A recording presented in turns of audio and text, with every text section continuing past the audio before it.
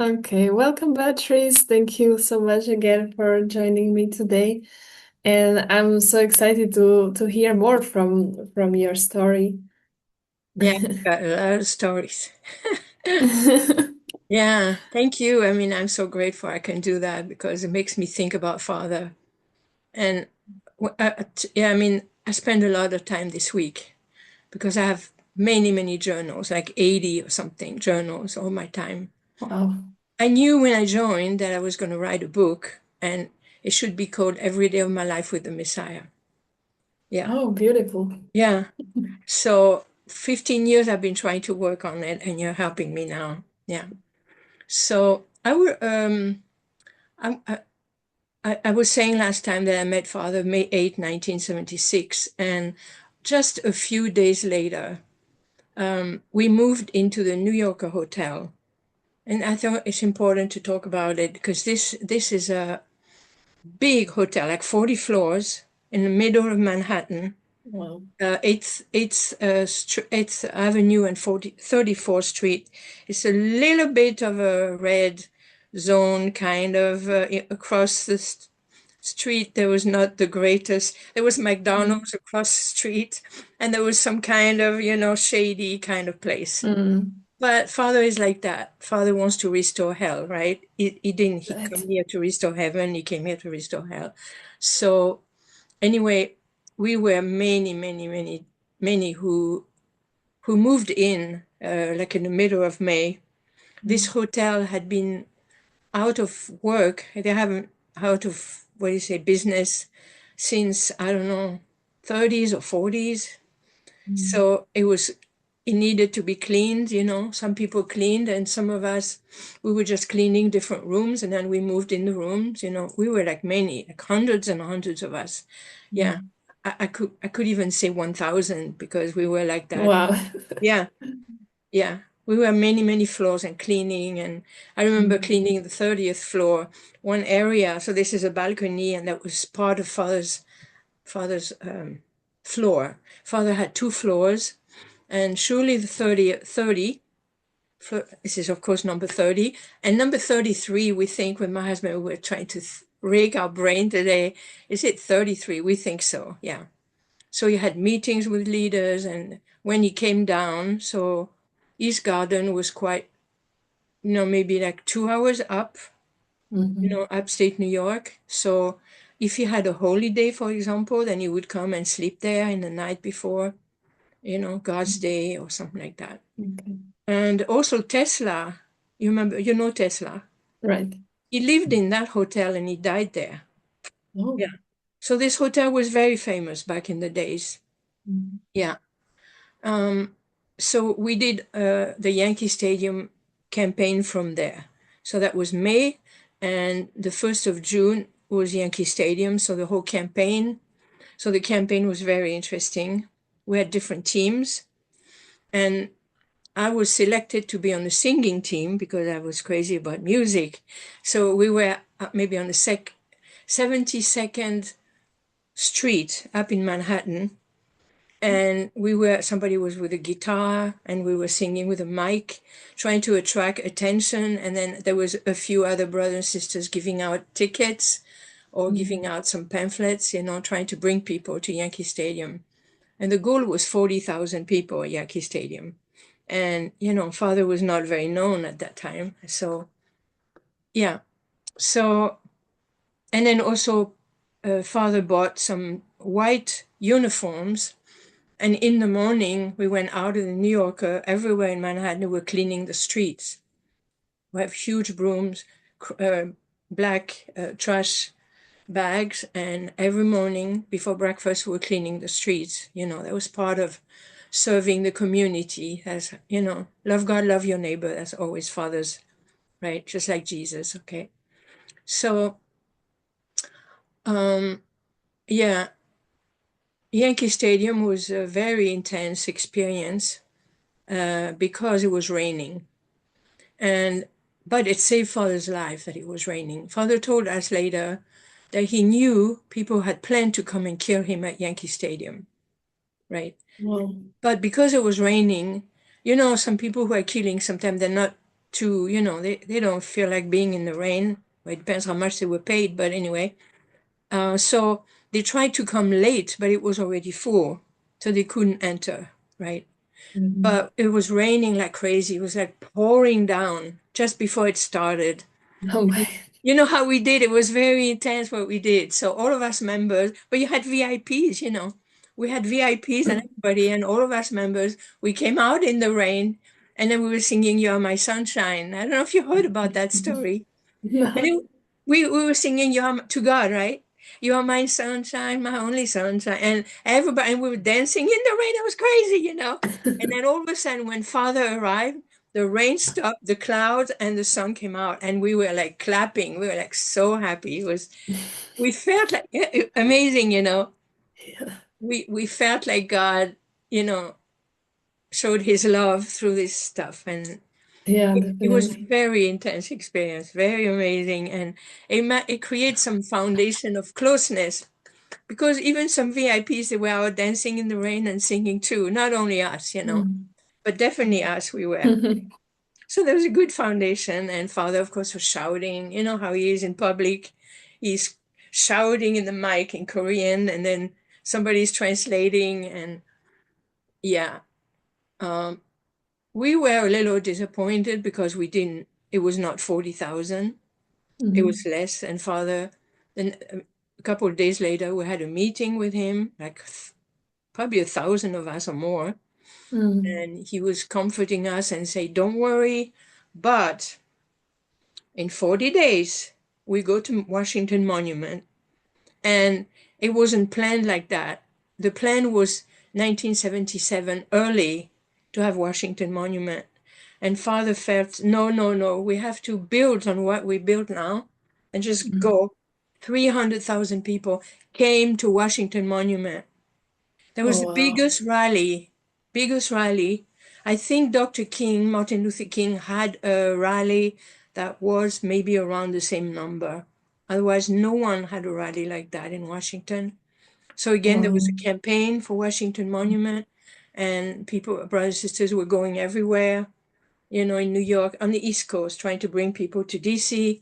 They, we were fundraising. I was by that time on MFT. I was in California. We were fundraising, and the money was going there, and they were renting buses, like a million buses. People were coming from Yes. New York, from New York, from Baltimore, like many people, and I was in a team of five, and we flew to Washington. Uh, and Father had asked MFT. So the Washington Monument, there is the place with Abraham Lincoln, and then there is this big water place, like a lake, but it's not a lake. It's rectangular, and then Father asked MFT to be security spiritually. So all of us, we were around like 1 meter or something away from each other, or a couple meters, and we were really serious, right? Because it was Mhm. security to make sure Father is not killed, right? And I Yeah. was I was very very far away from where he spoke. I was at the Mhm. end of that, you know. But it was very emotional experience for me there. I felt, yeah. And many of these people who came, they were black. And it was like the black people welcoming the second coming of Christ. There was Mhm. white people, of course, there was Spanish, but more than 50% were black, right? Because some churches, some pastors came, some churches came, and yeah, and it was very moving. It was a very moving experience. And Father again was shouting, and online there is the maybe I can send you if you want to add some words to it. Mhm. Yeah. When Wow, it's Father, amazing that so many people came and so many black people. Wow. yeah, it was amazing. It was really amazing. You can really say that, like, really, I say 50%. I should probably say 70, right? Mm. Um, Father was recognized as maybe not 100% they understood his second coming. Some people did. Mhm. Some people did. And they had many ministers conferences, and one time they were asking, how do you know Reverend Moon is the second coming of Christ? And I have this clip in my YouTube channel, Mm. Our True Father Sun Young Moon. That's my YouTube channel, one of mine. In there is a clip, and this minister is saying, you just have to look at his work. Mm. You just have to look at everything he has done, and you know he's the second coming of Christ. Such Mhm. ministers were bringing their congregation to him. And yeah, when he was in prison, I will talk about that also later. When he was in prison, they were bringing also their churches, some going to workshops, or the ministers were going to Korea for workshops. And then afterwards, some of them were blessing their congregations. I would say probably 90% were Black, Mm. because white, I don't know. The Black churches are more independent. Mm. Not too many Black churches are vertical. Many of them, they're just small churches. Maybe Okay. some ministers created those churches, yeah. Mm. And they might belong to some bigger, like Black Southern Black Baptist convention, but they're free. A lot Mhm. of white churches are very vertical, Lutheran, Catholic, all this, They can't Right. just go if they want, right? So it was like that. Anyway, it was a very special experience. And in his in the book, Father has 40 speeches. What is that book? When Father was in Danbury, he went through all his sermons and he collected 40 speeches and he created a book with it. Where's his book? It's over there. Anyway, I don't want to stop. But in there, he talks about Washington Monument, and he said Washington Monument was the most important day of his life, and there he brought victory for God. And he Mm. made a very, very high foundation for that victory. And from then, we don't need to pay all that indemnity from before. It's all paid. Now we build. Yeah. And then in February 77, it was God's Day. It was not God's Day, it was Father's birthday or something. And he declared year one of the kingdom of God on earth. Excuse me.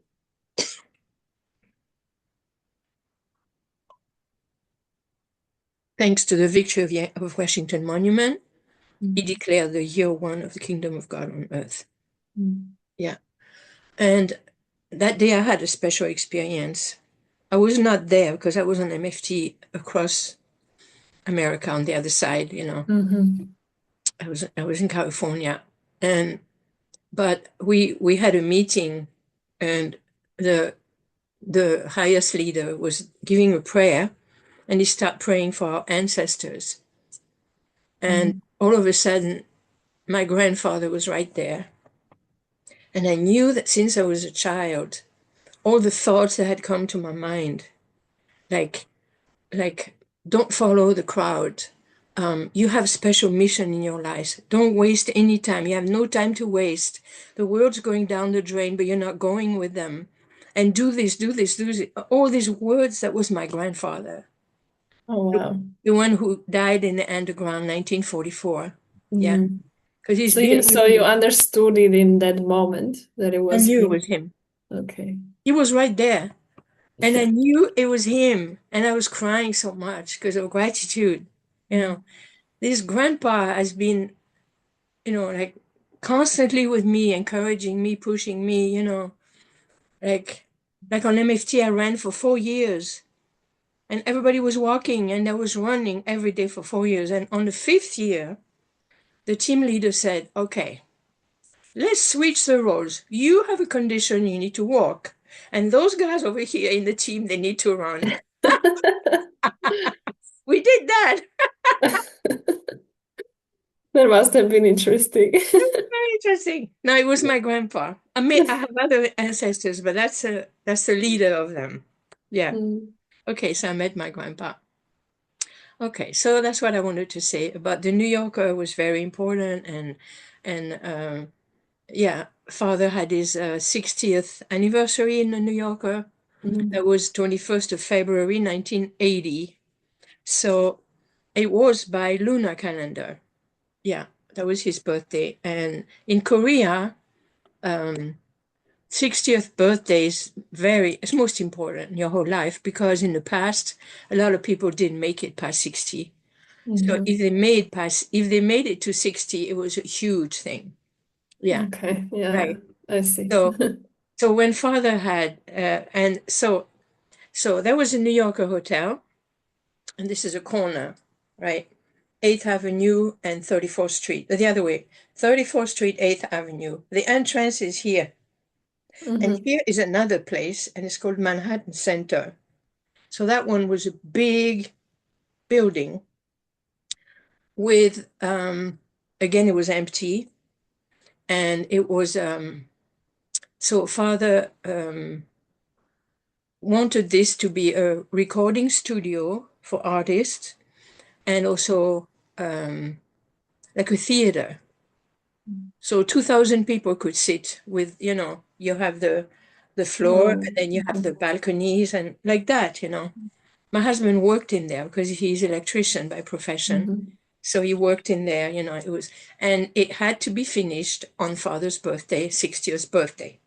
Hmm. And so also I forgot to say, in the New Yorker hotel, father had created the grand ballroom.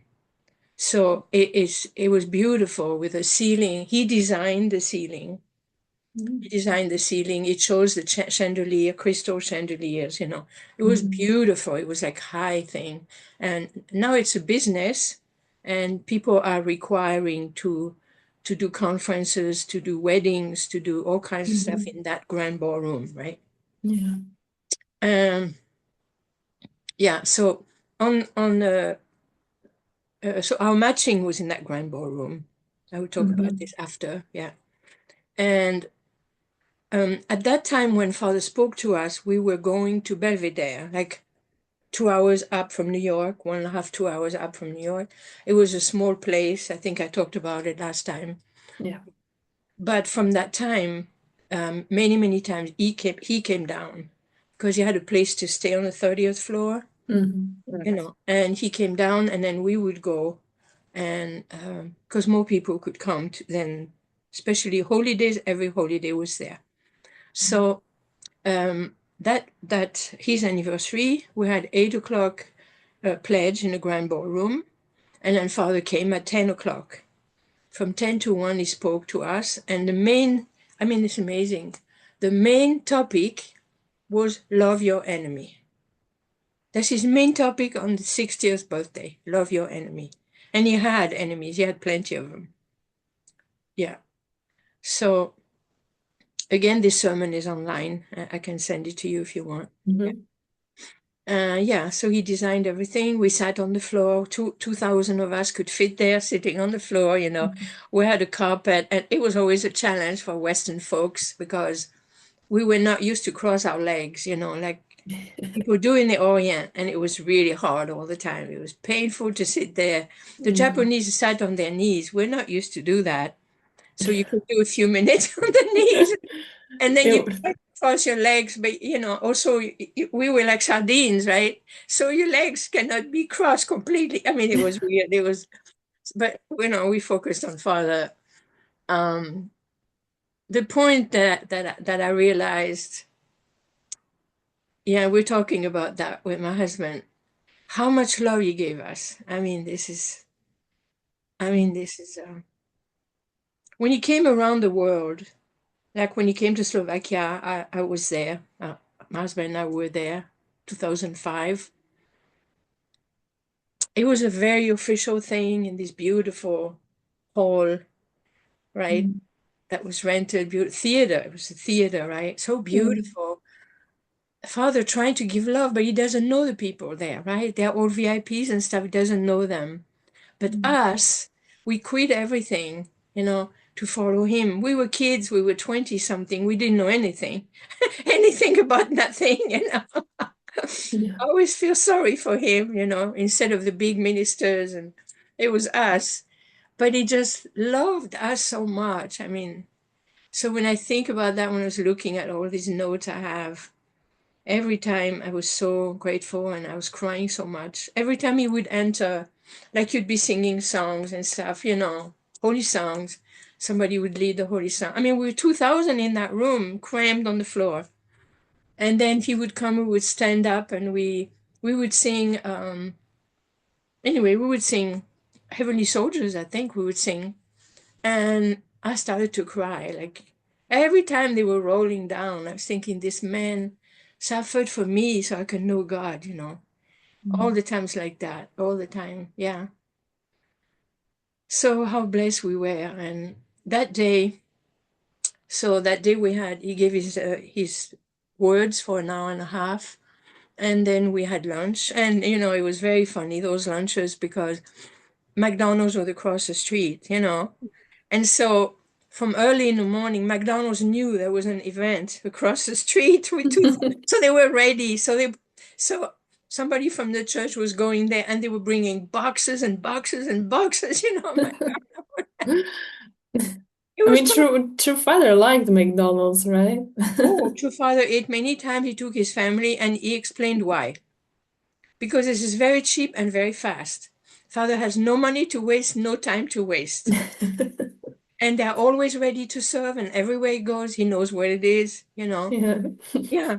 So I will have some testimonies that he has leaders meeting, he brings boxes of, or yeah, like big leaders, international leaders from church, and he eats his French fries and stuff, right?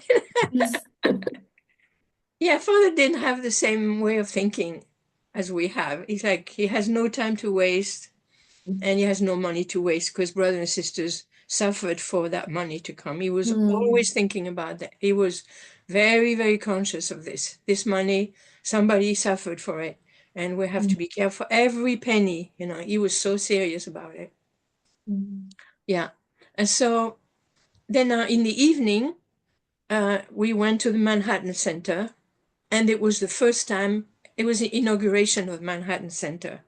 Beautiful place, really. And so I was on the floor. I think the MFT, we were all on the floor. And this time we had, it was chairs, armed. I mean, it's a theater, right? So there was armchairs. mhm. Yeah. Okay. And so we were sitting there, and then Father is on the stage, with the one we called True Mother at that time. They were together, and then there was like a entertainment people. So this is entertainment, right? And that was like Sunburst. There was a group from Carp. They were singing very well, a kind of upbeat kind of, yeah. Then there was a Goldwell brass band. So it's a brass band.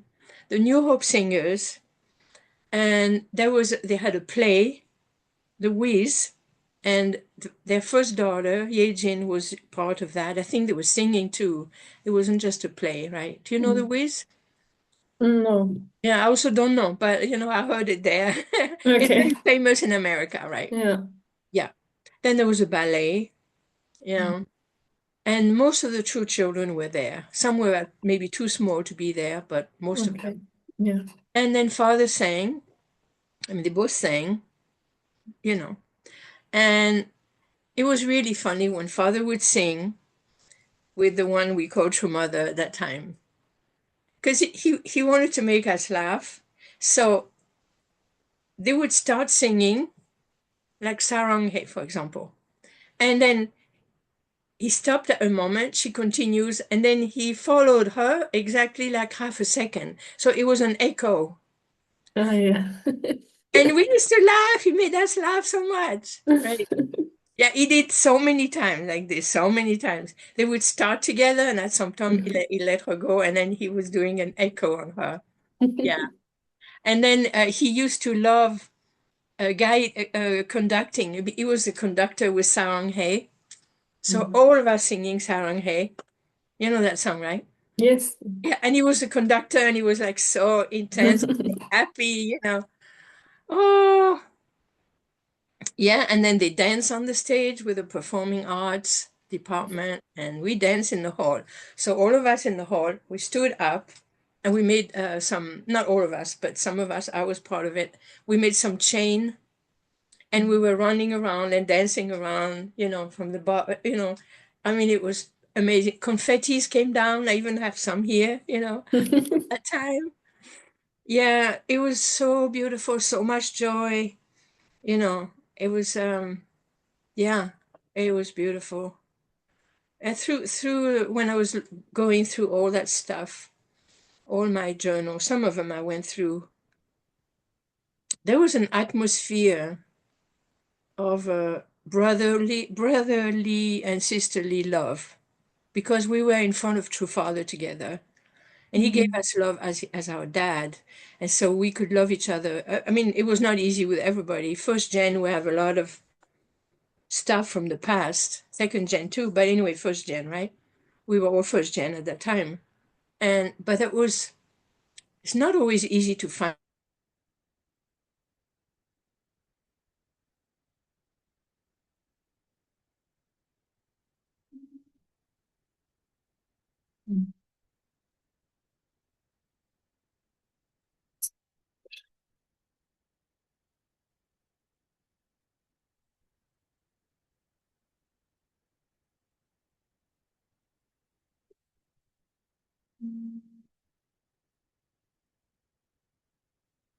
Beatrice, can you hear me? Mhm.